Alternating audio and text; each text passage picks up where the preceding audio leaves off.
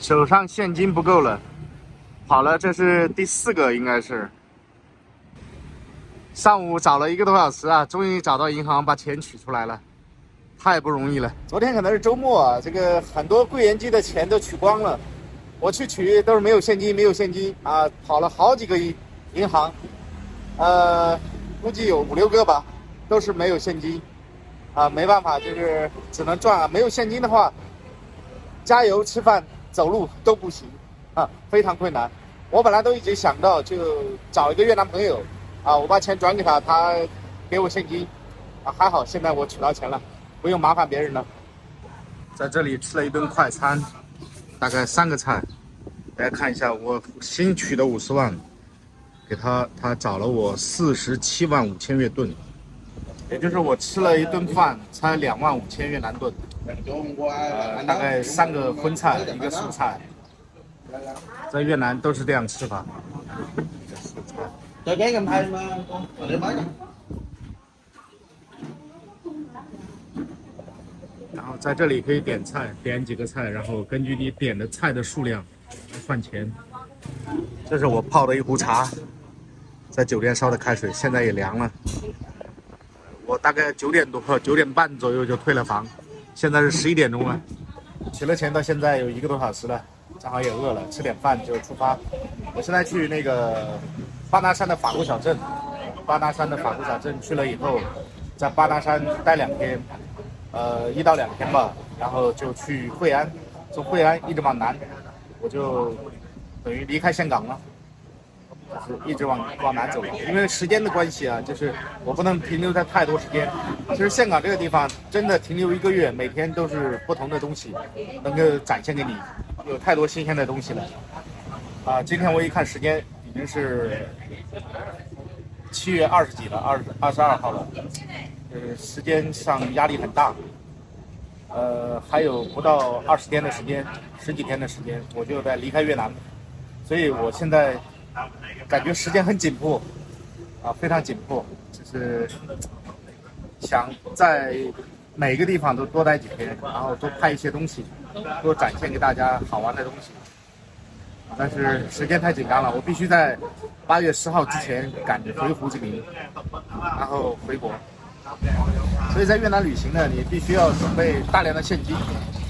我是准备在酒店里用 POS 机，身上还有点现金嘛，用 POS 机刷卡，结果正好那个我身上的现金就付了酒店的钱，那个酒店没有 POS 机，刷不了卡，也转不了账，那只能付现金。那再加上这个几家的银行，那个刚刚过了周末嘛，银行的 ATM 也没有现金了，所以我只能够多跑几家。啊，这个没有办法的。然后在越南旅行就是这样，它这个 ATM 或者说转账的支付啊，就是没有这么先进。或者说我们外国人用起来可能也比较麻烦，所以最好是用现金。而且越南人之间交易啊，全是用现金，小额交易全是用现金，大额的才会出现转账啊，或者出现一些其他的交易方式。好，现在吃了饭出发。昨天我耳机充电充了1夜，就是早上一看没有充上，所以今天没有办法戴耳机。导航就比较辛苦了，要多看几次手机。我现在出发往巴拿山的小镇上，法国小镇上去走。巴拿山的法国小镇呢是法国人建立的一个小镇子，当时那个小镇建得非常魔幻。所以在欧洲啊，在西方国家都很有影响力，很多人都知道。所以在那里旅行的话，会看到很多西方人，非常多。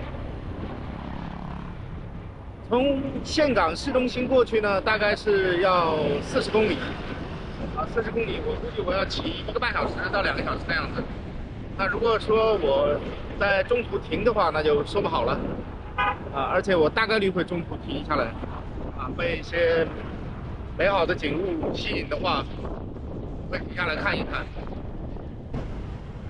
前面就是龙桥啊，我还看见了一架飞机起飞，那可能岘港的机场在那个方向。那座桥就是龙桥啊。昨天跟郑哥2个人特意跑过来想看喷火，我们来的太早了，后来逛了一圈太累了，我们就回酒店了。现在是中午的时间，我在岘港龙桥上，右前方呢可能就是班拿山，在我们左前方呢那个很高的山，那就是海云顶。越南人习惯称海云顶，海云顶上面有一个关口叫海云关，所以我在视频里是说海云关。我现在就在龙桥上，那我们现在要去的方向就是在正前方一直走，大概走到40公里，有个巴拿山的一个小镇。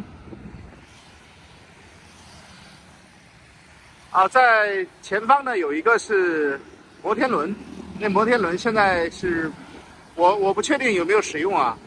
疫情的时候关了以后，就听说没有再使用。这是龙头的方向。这里真的是非常漂亮。其实，在桥上也非常凉爽啊。今天气温不是很高，真的非常舒服，我都不想走了。但是，巴拿滩小镇在等我。经常有朋友问我，说是在越南旅行，开销贵不贵？其实我在每一次购物啊，或者是购门票啊，或者是吃饭，我都会把都把费用标出来。因为这个路途上只有我一个人，我要做很多事，我就没有办法做流水账，我就没有去做流水账。其实我应该是做个流水账。那下一次旅行的时候，我来做个流水账。我每次去哪里花费多少，总开销是多少，我都会把它标出来。我一个中国朋友说，在越南旅行一个在越南生活了20多年的中国朋友说，在越南旅行对他来讲开销最大的就是加油，因为他是开汽车嘛，开汽车载着一家人去旅行。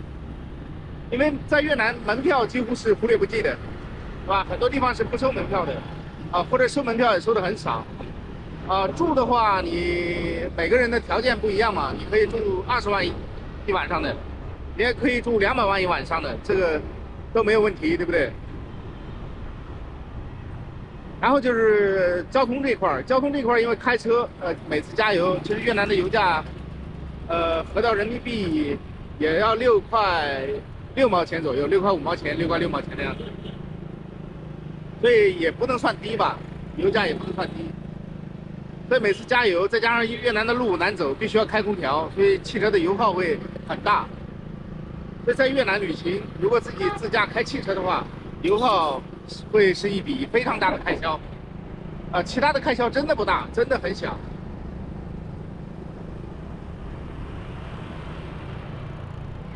如果是一家4口出去旅行，开2个房间。2个标准间，可能50万的就很好了。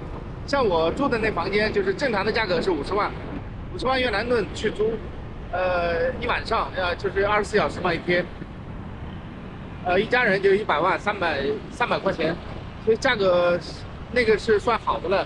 如果在比较偏远的地方可能就20几万、30万越南盾，就不到100块钱一间房。我从龙桥那个地方一直往前走，不拐弯，然后一直走，就到了这个岘港的机场啊。岘港的机场和龙桥它是一条路连着的。这里一个转盘，我要掉头回去。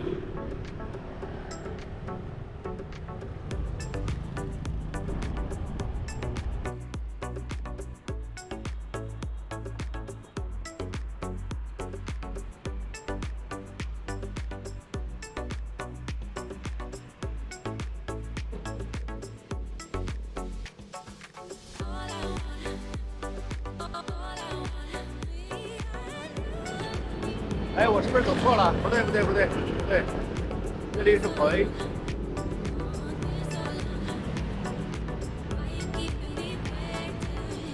在路边停一下。这边的路修的不认识字，文盲啊！看了一下导航，要重新再绕回去。哇，这还有一个小湖啊！这里人坐着喝咖啡很多，一个咖啡馆。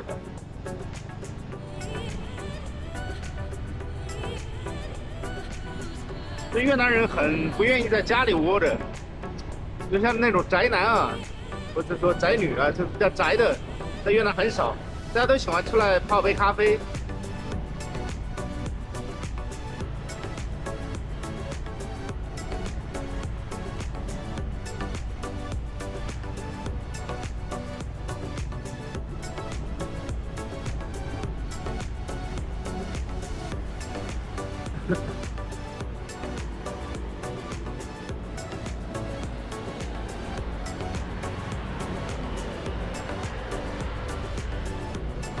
哇，这边摩托开得好快，相当于转了个圈儿，重新上来。在我概念里，这应该是机动车道，另外一个是辅道。然后走上去发现不对，这辅道上有个弯。香港的整个城市建设，你会发现它这个道路很直，然后又很宽阔，在越南很多城市不多见的，在越南的城市里不多见。香港是一个比较国际化、比较现代化的一个城市。昨天发了个小视频，说香港很漂亮，很多人说去金兰湾，金兰湾不是城市啊，金兰湾是城市吗？它不是这种越南的大城市啊。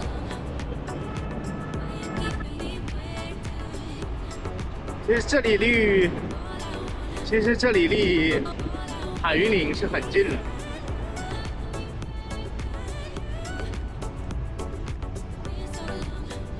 从海云岭下来到岘港市也是走这条路，那等会到前面有一条左拐的大路，我左拐之后才一直走，可能还要个20几公里、30公里那样子，才能到巴拿山的小镇。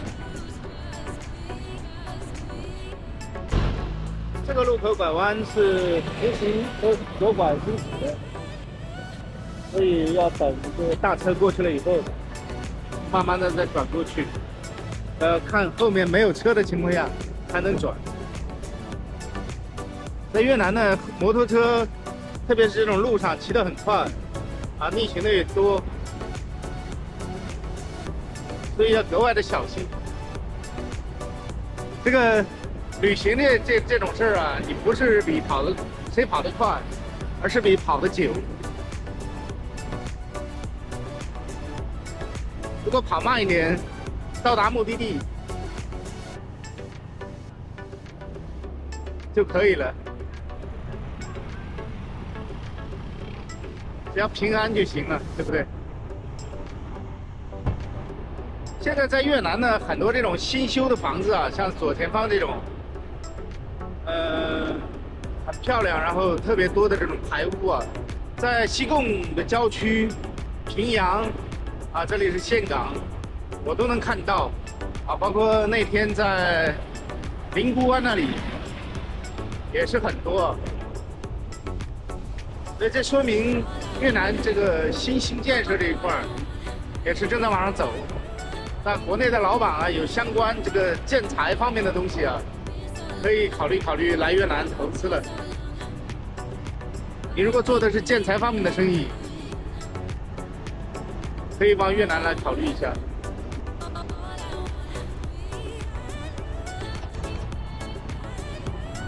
大家看一下，在这中间这种树应该是松树应该是那种松树，松针很长的松树这种树的造型我就感觉像极了中国的西北，比如说甘肃宁夏那边的胡杨为了防风那个树为了防风，它就是中间粗，然后尖子上特别尖这样的话风对它的损伤是最小的。哎呀，刚刚一个摩托车直接闯红灯我差点跟上去。所以在越南有一个点就是不能跟车，你跟车就可能把你带到沟里去了。我有一次跟车摩托车跟车，我就跟着一个摩托车，他掉头我也掉头，我想着越南本地人应该熟悉道路，对不对？然后结果前方就是遇到交警了，然后我就被罚了50万越南盾，150块钱人民币。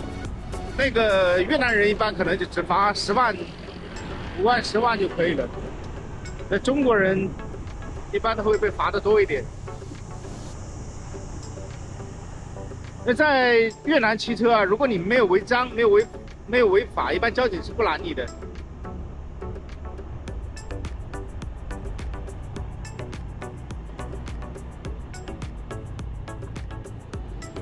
你违章了，就等于给他借口了，他就会罚你。因为我是在越南生活比较久了，我也知道价格。有时候你的交警乱看价，他直接500万。那有一次我一个国内的朋友啊，国内北方的一个哥们儿在那边，交警给他说500万，那他就给了500万，身上有钱直接掏给他了，是挺让人心疼的。交警你要多少你给多少，那就会比较吃亏。你可以跟他谈的，说没有那么多，不行，不可以，啊，然后最终会50万成交。当然也有更少的啊，比如说有2次我身上就没有怎么带钱吧，身上没有现金，我说我身上只有20万，你不要的话，你如果那个的话，我就只能找人转账给你，我没有越南盾了，然后他就会拿着，对不对？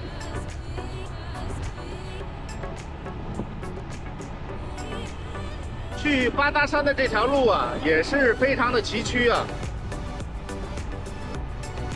我在导航上看那个路也是弯弯曲曲的，非常的难走。但是在现实中呢，这条路其实是挺平坦的，虽然弯曲弯道很多，但是这条路呢非常宽阔，然后也非常平。再加上沿途都是山啊。风景还是不错，它和海云岭那边风景啊是没有办法比的。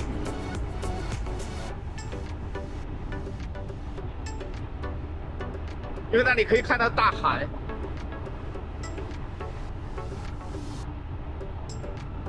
有水的地方就有灵气嘛，所以海云岭感觉非常秀气啊。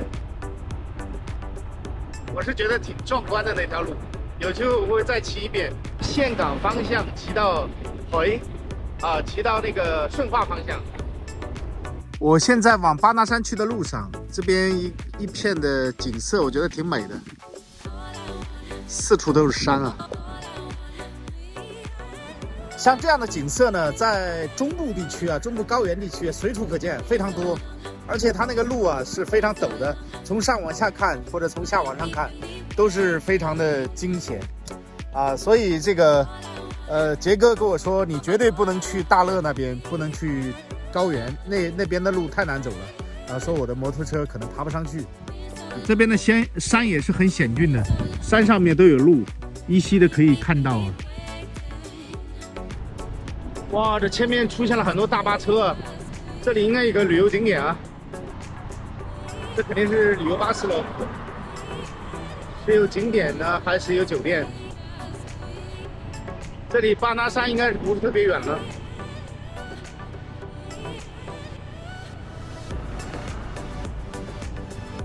其实巴拿山真正吸引我的不是黄金桥啊，就是手托的那个桥，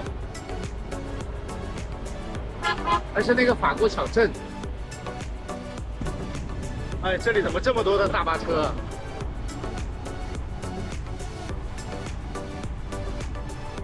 这里没有看到景区入口。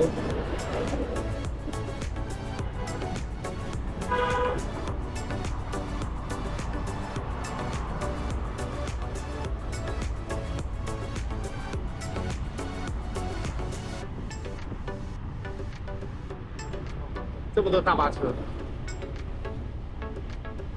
哦，我想到了，应该是这样的，应该是，在巴拿山那边不好停车，那就把这边当成停车场了。我不知道说的对不对啊？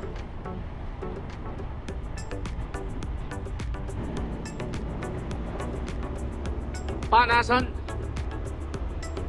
其实现在已经到了巴拿山景区啊，树木啊、景色啊都会变得很好了。我的目的地是那个法国小镇，所以要一直往前走。这里停的车上都有人，所以我刚刚说那里是停车场，应该是对的。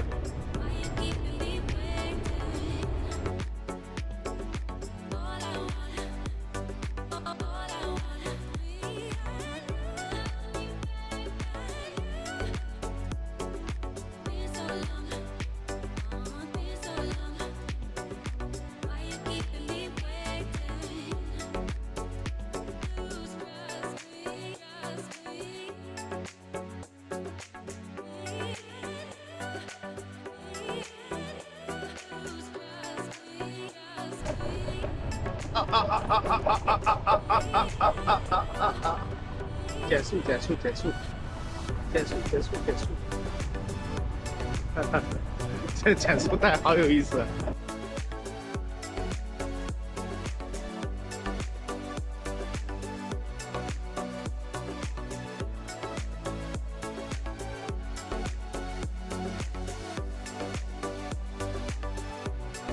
这里给人感觉很像大乐啊，兄弟们，非常像大乐。那这里很多车都停在路边，不许停在路上，所以都停在里面。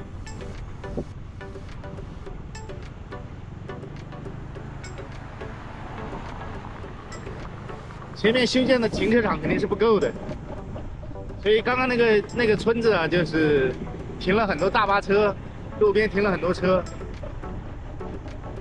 那可能就是免费的临时停车场。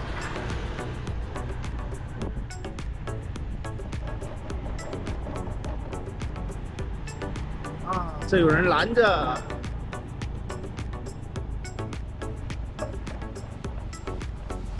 我来看一下导航是往哪个方向走。哎，保安很有礼貌啊，英语也不错。然后我跟他讲我要去那个法国小镇，他就给我指这边让我走。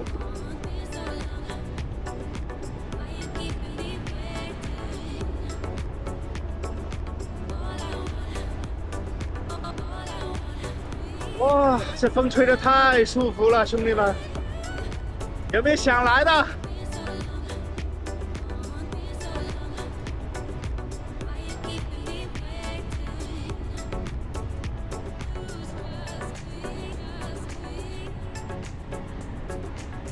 可能天气会比大乐热那么一点点，但是其他的我觉得跟大乐真的好像啊。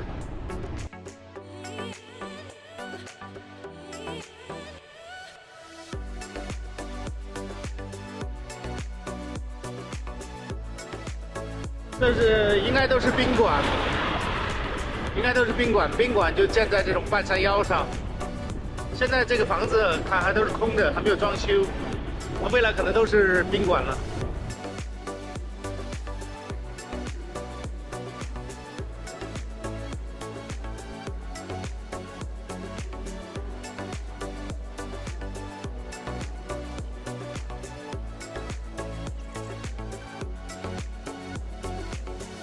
在我的正前方就是巴拿山景区，我停好摩托车以后，就开始了我的巴拿山之旅。好，感谢您欣赏本期的视频，祝您生活愉快，拜拜。